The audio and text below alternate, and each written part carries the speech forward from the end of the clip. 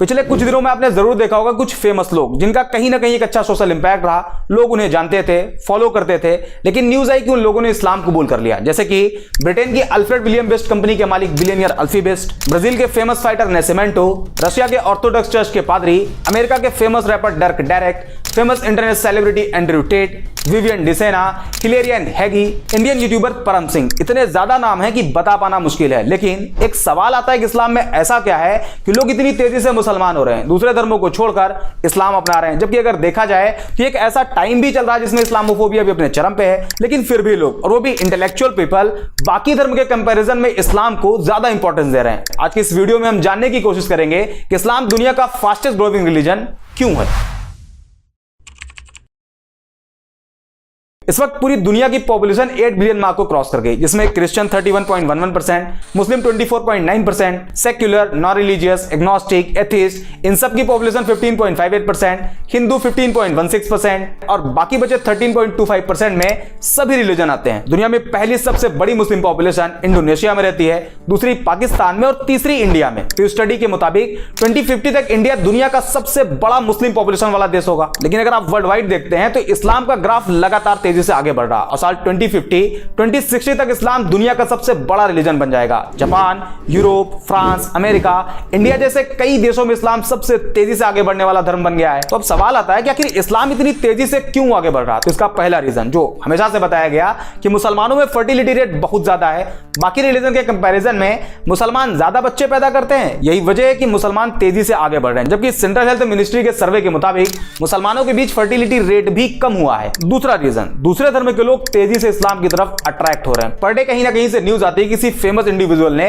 इस्लाम धर्म अपना लिया। कहीं कोई फेमस बिलियनियर होता है, तो कभी कोई फेमस फाइटर, तो कभी कोई फेमस रैपर, सेलिब्रिटी। ये उन लोगों की खबरें होती है जो कहीं ना कहीं फेमस होते हैं, लोग उन्हें फॉलो करते हैं। लेकिन ऐसे भी बहुत से लोग हैं जो इस्लाम अपना तो रहे हैं, लेकिन आम लोग होने की वजह से उन्हें सोशल मीडिया पर या न्यूज पोर्टल पर जगह ही नहीं मिल पाती। एक मोटा मोटा आंकड़ा आपको बताते हैं। द न्यूयॉर्क टाइम के मुताबिक अमेरिका के टोटल मुस्लिम पॉपुलेशन में 25% कन्वर्टेड मुस्लिम है और एक एस्टिमेट के हिसाब से करीब 20,000 से ज्यादा अमेरिकी हर साल इस्लाम कबूल कर लेते हैं। इसी तरह ब्रिटेन में करीब 6,000 लोग इस्लाम धर्म में शामिल हो जाते हैं। जापान भी एक ऐसा देश है जहां लोग तेजी से इस्लाम की तरफ आ रहे हैं। वसेदा यूनिवर्सिटी के अकॉर्डिंग पिछले 10 सालों में जापान में मुसलमानों की आबादी डबल से भी ज्यादा हो गई, जिसमें करीब 50,000 से ज्यादा जापानी लोगों ने इस्लाम कबूल कर लिया। और अभी हाल ही में एक रिपोर्ट आई जिसमें बताया गया कि दुनिया में मुस्लिम पॉपुलेशन 2 बिलियन मार्क को क्रॉस कर गई, जिसमें एक बड़ा नंबर कन्वर्टेड मुस्लिम का है। अब सवाल आता है कि आखिर लोग इस्लाम में कन्वर्ट क्यों हो रहे हैं? ऐसा क्या है इस्लाम में? तो इसका कोई एक जवाब नहीं। इस्लाम कबूल करने वाले लोगों से जब पूछा गया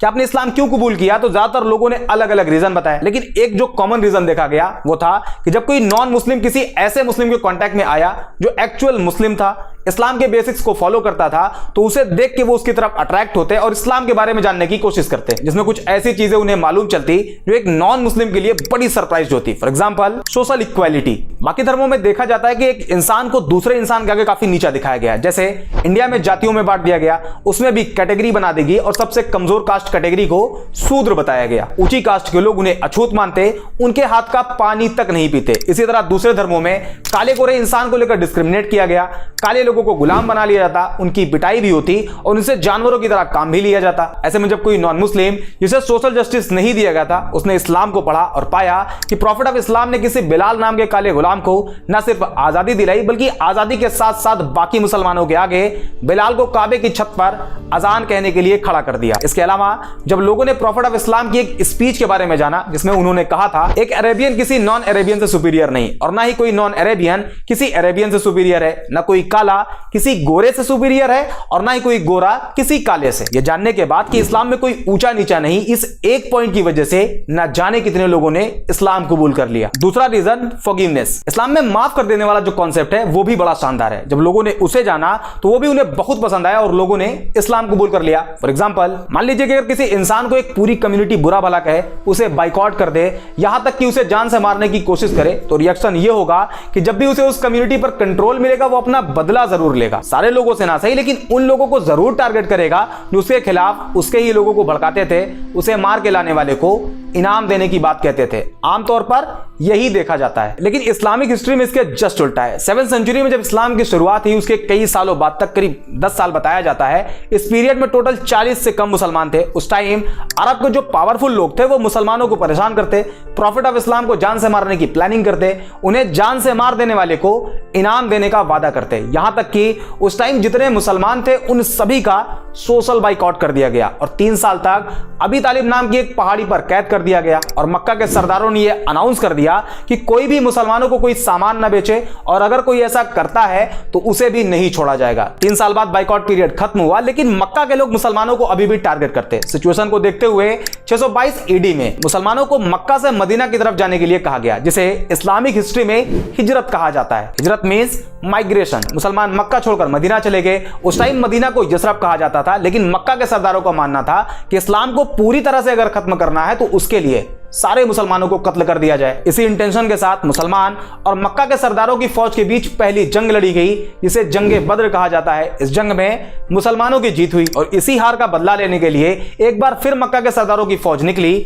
और इस्लाम की दूसरी जंग लड़ी गई, जिसे जंगे उहूद कहा जाता है। लेकिन 10 साल बाद जो मुसलमान मक्का छोड़कर मदीना चले गए थे, वो एक मजबूत ताकत बनकर मक्का में वापसी करते हैं। उस टाइम मक्का के उन सरदारों में यह डर फैल गया कि हमने तो मुसलमानों को बहुत टॉर्चर किया है, प्रॉफिट ऑफ इस्लाम को जान से मारने की कोशिश करी है, आज मुसलमान हमसे ज्यादा पावरफुल हैं और अब वो हमें नहीं छोड़ेंगे। इस डर से बहुत से लोगों ने सरेंडर कर दिया और बहुत से लोग मक्का छोड़कर भाग गए। लेकिन जब प्रॉफिट ऑफ इस्लाम ने अपनी बात कहनी शुरू करी तो लोगों ने जो सोच रखा था वो उसके जस्ट उल्टा था और एक पब्लिक अनाउंसमेंट करी गई कि जिन जिन लोगों ने मुसलमानों को परेशान किया था, मुसलमानों को मारा था, मक्का छोड़कर मदीना जाने के लिए मजबूर किया था, उन सभी को माफ किया जाता है। ये एक सेंटेंस इतना इफेक्टिव साबित हुआ कि जो पहले इस्लाम को खत्म करना चाहते थे उन सभी ने इस्लाम कबूल कर लिया। और आज भी इसका इंपैक्ट इतना ज्यादा है कि जब कोई नॉन मुस्लिम इस्लाम के इस चैप्टर को पढ़ता है तो इस्लाम की तरफ अट्रैक्ट होता है। तीसरा और सबसे बड़ा रीजन है बिहेवियर। आज सोशल मीडिया पर इस्लाम की जिस इमेज को प्रेजेंट किया जा रहा है वो इस्लाम की रियलिटी नहीं। हालांकि